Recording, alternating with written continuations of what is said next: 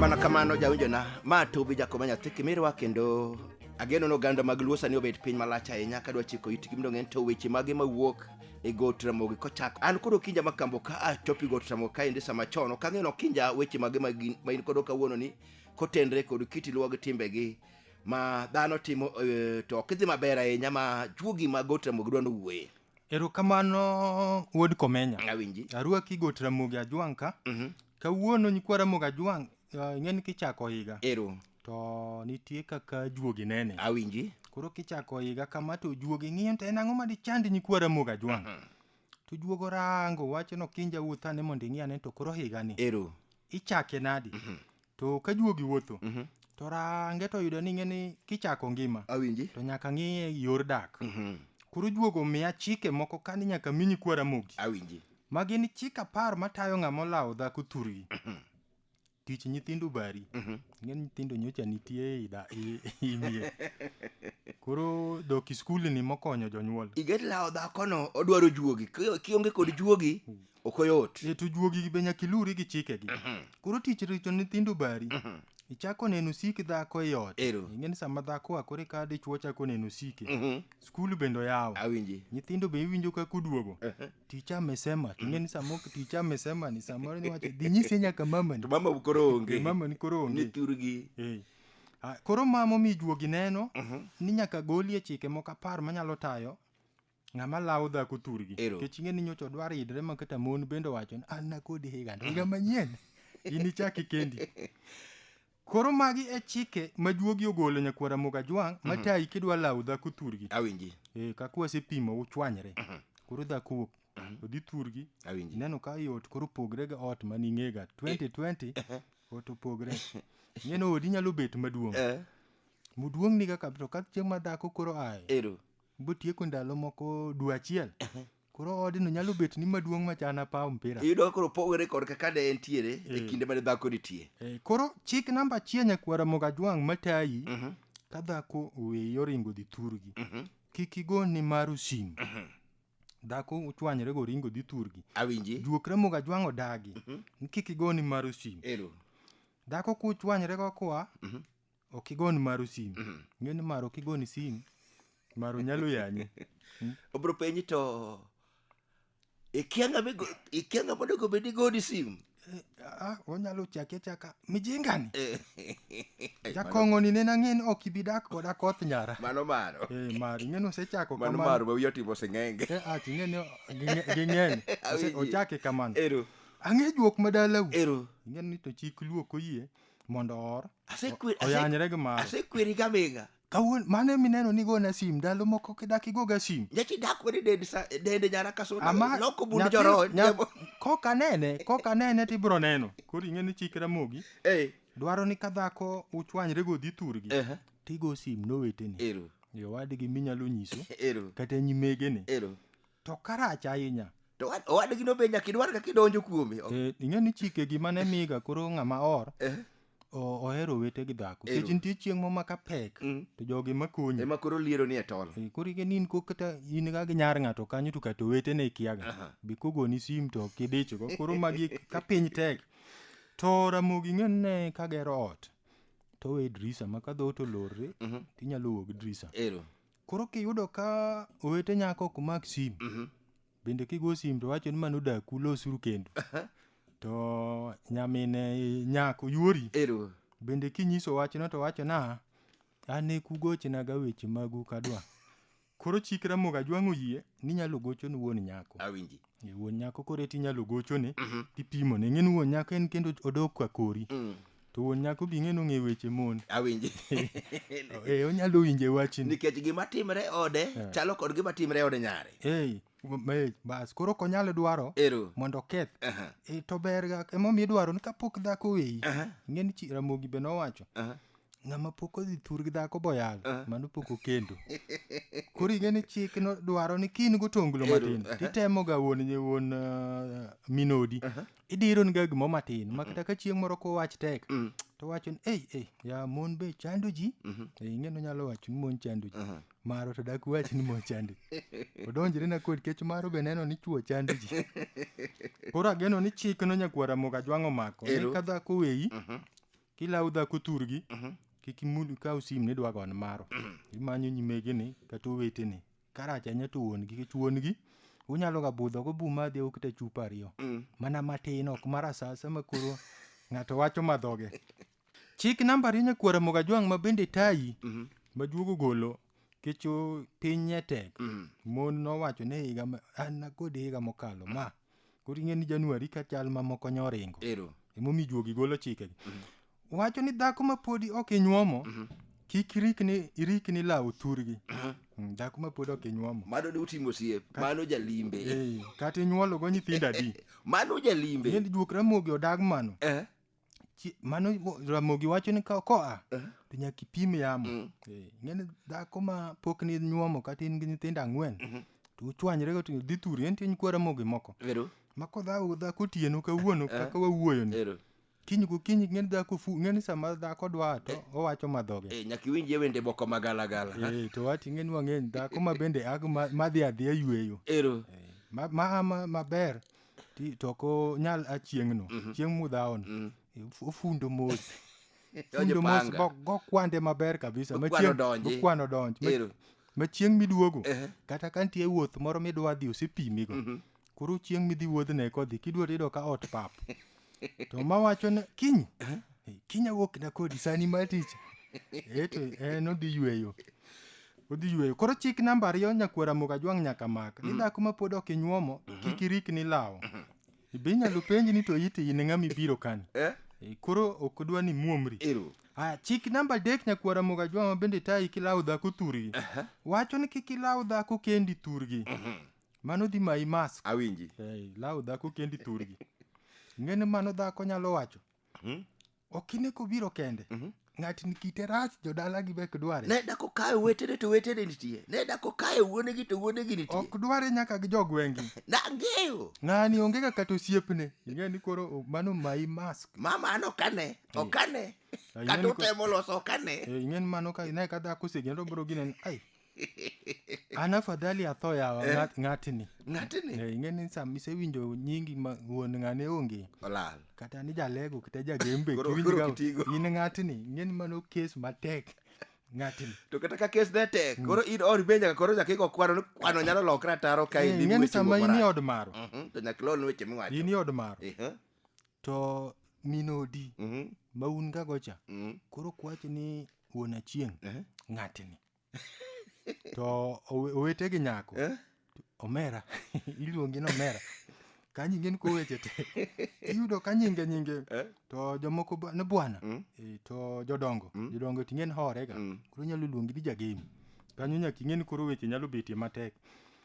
Chik namba 4 nyakwara moga jwang' ma bende tayi kilawo dhako thurgi wacho ni dhako kilawo kik idhi gosiepni ilawi thuru kik idhi gosiepni ing'eni dhako kan thurgi ochal guok ma gweyo to neno wuon go ogweyo koneno jawasigu to koro neno wuon go ing'eni buch dhako thurgi dhako nyalo hango ni thuon wach kata golo siri mar anyuola mopondo koro ing'eni idhi gosiepni koro wach ni ing'eni sama dhako ilawo thurgi to koro buro ket kanyo koro dhako wuoyo ing'eni jothurgi kiwinjo kokoluonge gi nyinge ni kata ka en ga koth moro tiwinje kodende nyaka tuda wachie mani ng'eno chier juoke bukoneno wetene koni gi koni an aol baba ok anyal luoko lach nyathi taluoko nyaka lach wuon nyathi ing'en gige to koro iwacho ne wacha to kende pod moko nitie miyauru thuolo an mawuoyo wach gineno ka koro jodongo duongo ka piny gokwaje tok kanyi ing'eni weche tek ting'eni koweteni to ng'eyo juok madalau kata lach madalau ni gino to gir koth mano to kothwa ting'eni osiepni to koro kendo be yiengo ga na wiye Ok ang'ino tek kama. Okijige ni juogi mag luo neno wuone gi owete. Tido ka yawuotwa masani ochoko osiepene kapango olawogo dhako. To osiepeni ni ing'eni wuoro madalau jodalau mong'eyo. Awinji. Ing'eni dhako nyalo wacho ni pok awacho. Rituru podi katieko. An pok atieko. Kamuneni odembre kani. Sabadu wuoyo ane kawuono aling'. An gi wach ka. Kamuneni odembre kani. Ero. Ng'atni ong'e lemb gweno te. Ing'eni osiepeni misolo. Ero. Koro wuoroga wuora. To en kamano. Ing'eni osiepni onego bed ni koro konyi ng'ado rieko. Kaka buchego iduoko mbi mar teko gi piny. Ero. To kaka osiepni be wacho wuod komenya. To kari kelana kuma tek kama. Ing'eni bende koro olo koyi. Gik matimore e kit luoko timo wato wacho niya. Kidwa kiulawo dhako onego bed ni oweteni isenyiso keses ywaruok madobete wuoni ni bende ong'eyo. To we osiepeni to kidal ng'eyo nikech mano nitie kasiri mag dala mosiepeni kia. Koro Ramogi Ajwang' wacho ni kwa Ramogi ma sani mon owe ni kidhi osiepni kidhigo. Nikech osiepni nyalo ga luoro kendo bang'i biwacho ni to nyaka magambo. Kara malimi gani otek mna kama. Kendo loketa sirikandi. Chik namba 5 kwa Ramogi Ajwang' ma bende tayi ka ilawo dhako thurgi. Wacho ni dhako kilawo kik idhi gi lweti nono. Ing'eni oro ok idhi kamaro ka fwa lwete. Ni buogo gi kidhawo gi dhako. Nyaka ing'e sami dhawo gi dhako. Nyaka ing'e no nyalo dhi thurgi. Koro ok idhi kifwayo lweti. Nyaka iwarie gi chien iluonge joma ne luonge nomera ka. Ikuothe kodgi ka. Dhako ing'eni kilawo. To nyaka otonglo moro bi bediego. Isebagi gi mar juogi. To nyakwa Ramogi Ajwang' wuon mong'eyo weche. Ero. To tonglo ne okuongo oro kucha. Ero. Dhi tiyo bolos nyinge. Ero. Ma koro kobiro to ber ma en ng'at ma koro iwacho mna no weche mwawacho mang'eny onge. Walwar kod nyikwa Ramogi chik namba 6 ma bitayi kilawo dhako thurgi. Ma wacho ni dhako kilawo ok ichik kidhi. Kamo mineno kidwa kelo ni chiko cha. Ok ichik kidhi. Ing'e Ramogi Ajwang' nowacho ni lweny mochik. Ing'eni nyalo dhi to kara joko kadi. Jomineno ga kirodho ka.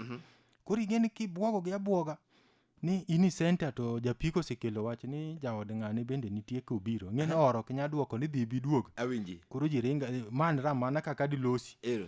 Nikech ing'eni sama idhi lawo dhako. Koro gimiyudo no be minyalo miyi. Nikech sechego be inyalo riembi.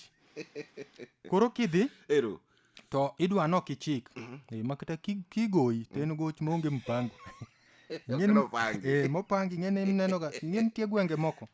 Ma podi kikalo nyalo po ka ng'ato kali ma gi ng'wech matek. Bidum ginene kara ng'wech ilawe. Koro mano nyikwa Ramogi Ajwang' nyaka ng'e. Awinji. Ni nitiere weche Ramogi Ajwang' ma teri thur gi dhako kaka kidhi yore.